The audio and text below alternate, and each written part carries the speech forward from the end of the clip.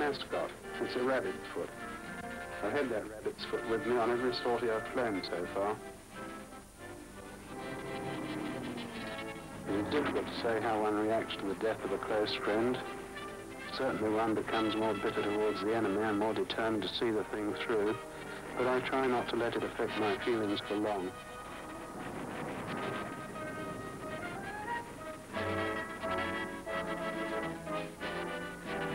No obstacles are allowed to stand in the way of aircraft production, yet the RAF's operational strength, down to 331 planes after Dunkirk, is now only 620. The RAF's operational strength is increased by a chain of radar stations around the coast. But in other ways as well, Britain is preparing for the inevitable conflict.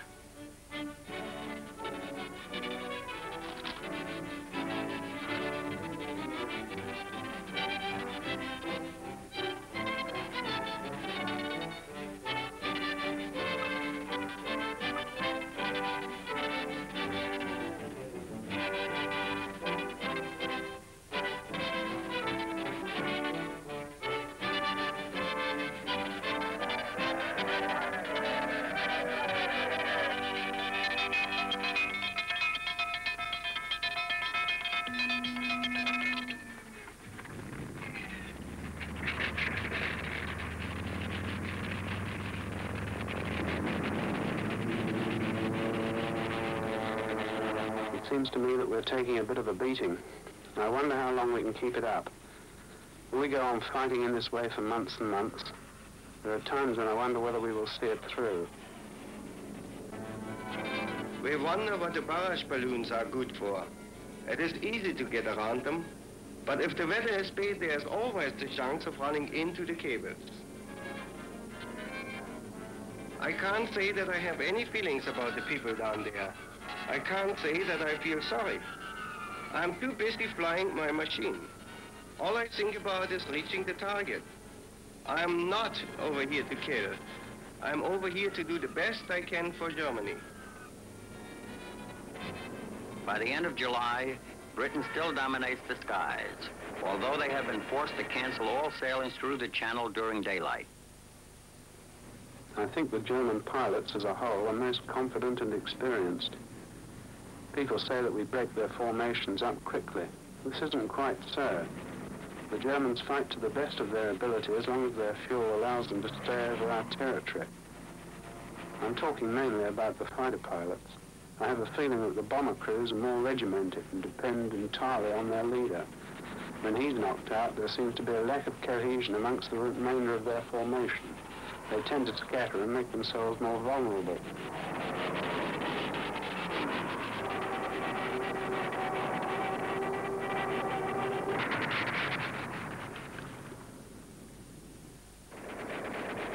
We don't underestimate the English pilot.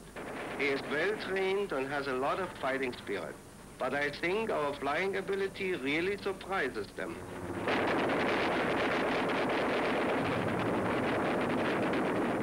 Seen from the ground, the vapor trails behind the high-flying aircraft often weave into airy, intriguing patterns. If we can, we fly just below the height at which they form so that we won't betray our position to the enemy. Our only defense against the enemy fighter plane are our 3 machine guns. They aim for the cockpit and wings, hoping to set the plane on fire. In a dogfight, it's the devil of a job to control your own excitement and apprehension so that you think and fly correctly. You don't think much about the chap in the other plane. You weave, twist and turn to guard your own tail and wonder how long you dare fly straight and steady enough to shoot your target down. You can lose a lot of weight in a dogfight in a very short time. By August, Goering estimates that he needs only 4 days to put the English fighter planes out of action.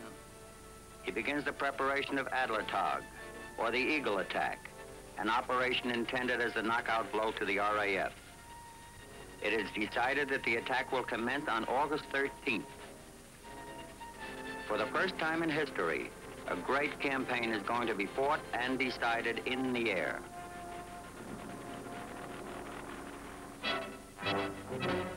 We generally start our morning flights about 4 a.m. By the time we have breakfast, the planes have been serviced. We wonder if today we will have fighter escort and how long they will stay with us.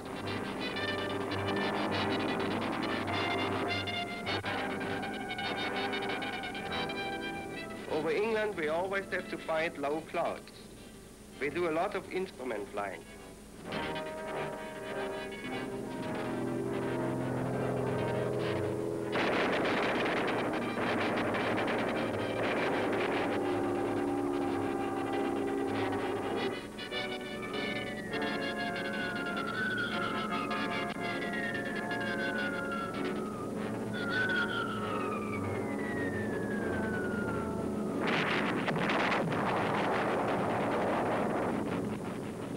spite of the bad weather and unexpected opposition, they managed to hit aerodromes, dockyards, and aircraft factories.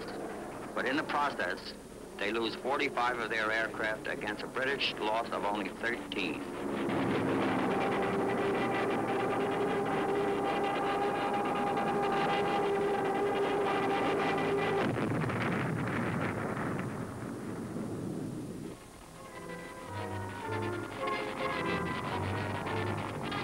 2 days later, on August 15th, Goering again puts his squadrons in the air. He hopes that the heavy fighting of the 13th has so severely depleted the RAF that gaps will be left in their defenses.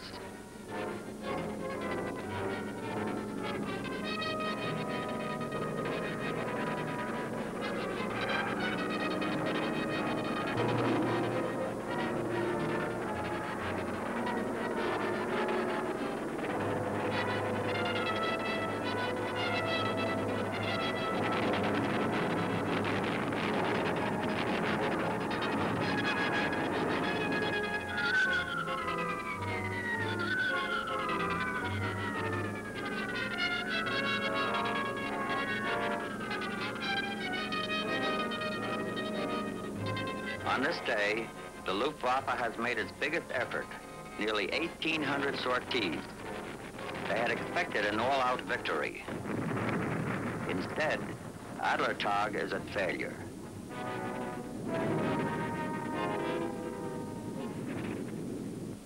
After a brief lull due to bad weather, the Luftwaffe again attacks with renewed vigor.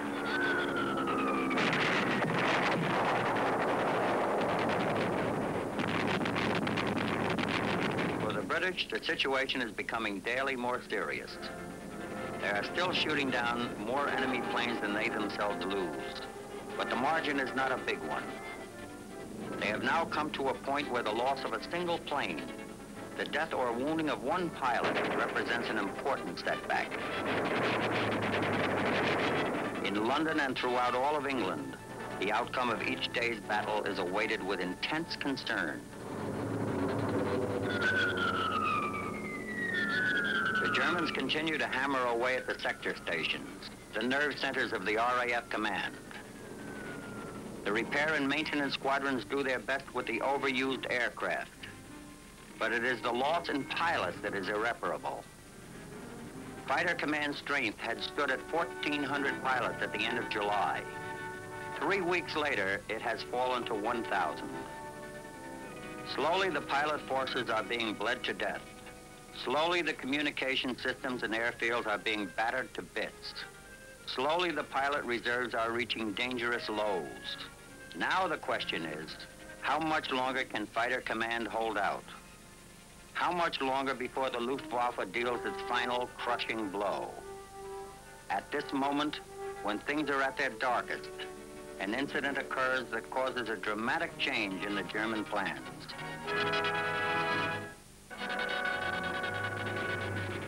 At the moment when the fortunes of war seem to be tilting slowly but inexorably in favor of the Germans, something happens which sets off a train of events that alters the whole course of the war.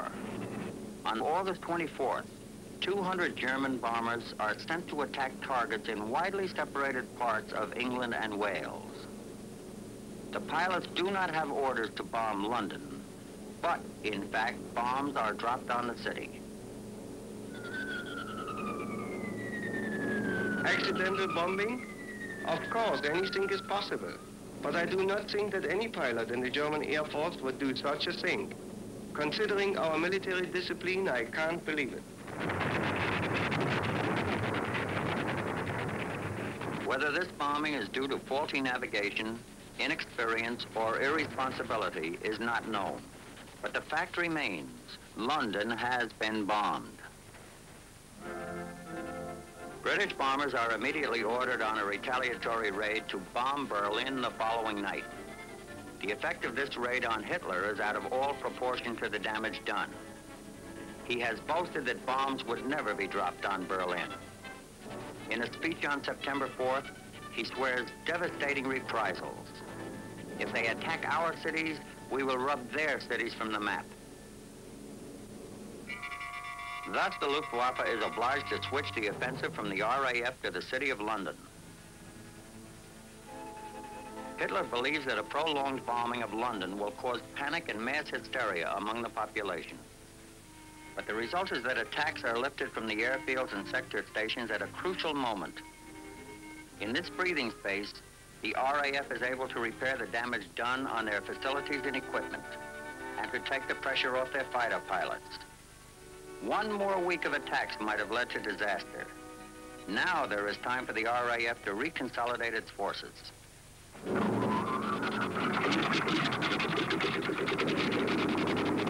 Late in the afternoon of Saturday, September 7th, this new phase of German strategy is launched. From a forward air base, Goering himself watches the flights take off toward the English coast.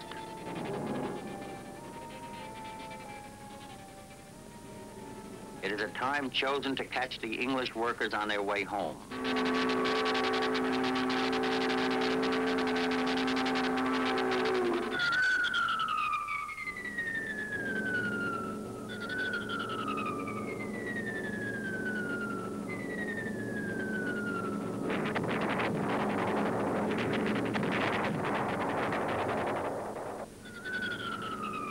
300 tons of high explosives and many thousands of incendiaries are dropped on London within an hour and a half.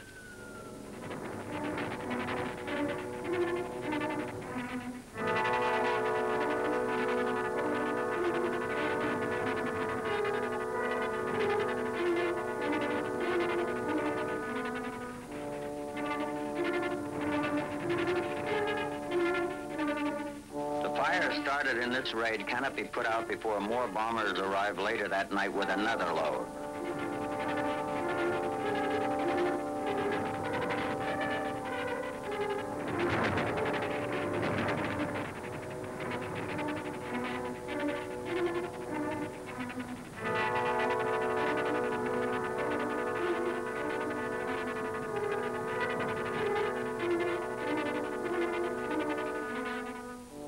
Between 5 o'clock on this Saturday evening and 3 o'clock the following morning, German bombs killed 1,000 Londoners.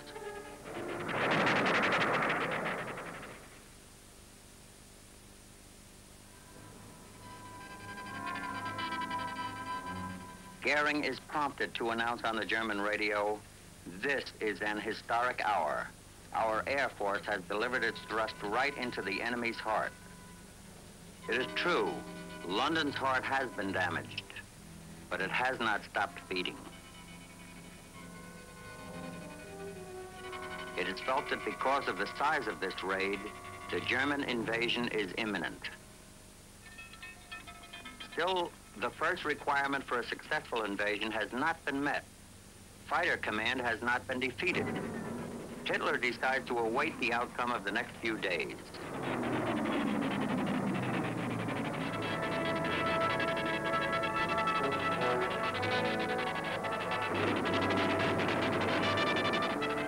The outcome is that fewer than half the German bombers succeed in dropping their bombs. Hitler, still hoping that the British will crumble under the repeated air attacks on their capital, again postpones his decision to invade. He has been assured that air supremacy is almost within his grasp. A victory must be forced with no more delay.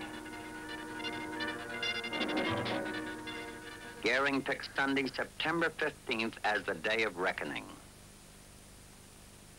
The morning of September 15th turns out to be ideal flying weather.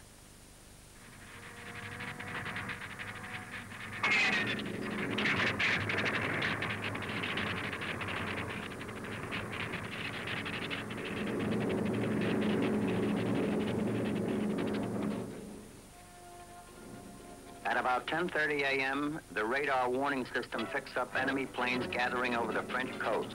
To the waiting English pilots, the German armadas appear to stretch from horizon to horizon.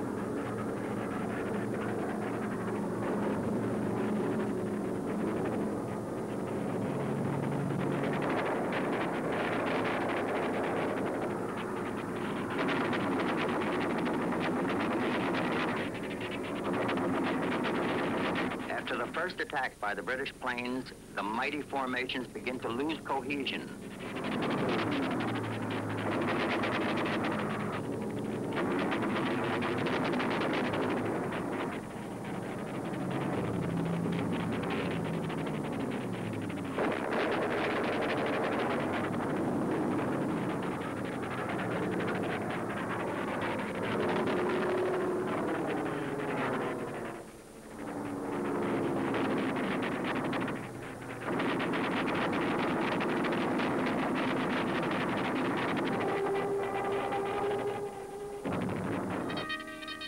Every single aircraft is engaged, and there's nothing left on the ground in the way of reserves. But the Luftwaffe is taking a beating. They aren't getting away scot-free. We keep on firing as the fighters close in. We shoot back with everything we have.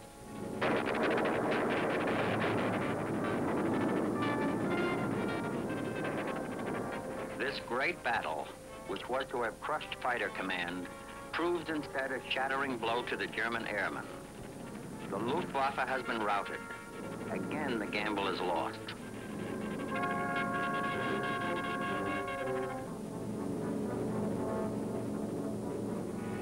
On September 17th, Hitler postpones Operation Sea Lion until further notice. I had a plane loaded with paratroops, all crack troops, veterans of Rotterdam. The invasion being cancelled is a big disappointment to all of us. But the British cannot know the extent of their victory, for a new phase of the battle has begun. The German Luftwaffe has set out with vengeance to destroy London. Night after night, until well in November, London is bombed unmercifully.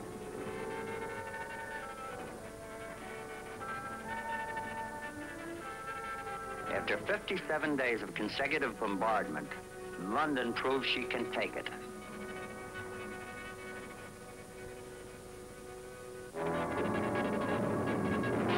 By November, the night raids are expanded to include the industrial cities of Britain. Coventry is viciously attacked on November 14th, as are Bristol, Southampton, and Liverpool.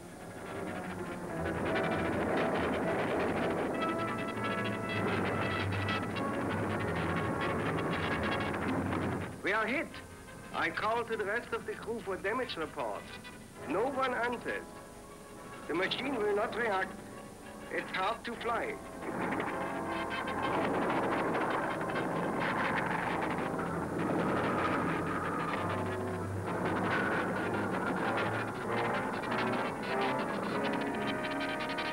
The Blitz will continue well into May 1941. Then it will cease, as suddenly as it has begun.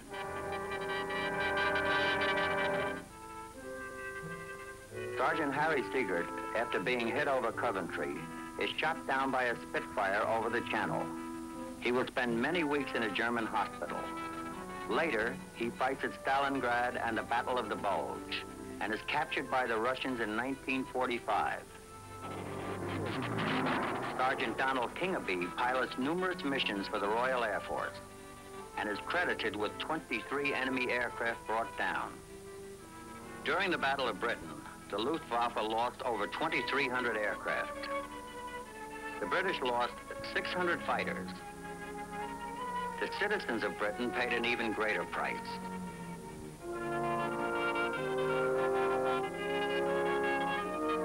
So concludes history's last great air duels.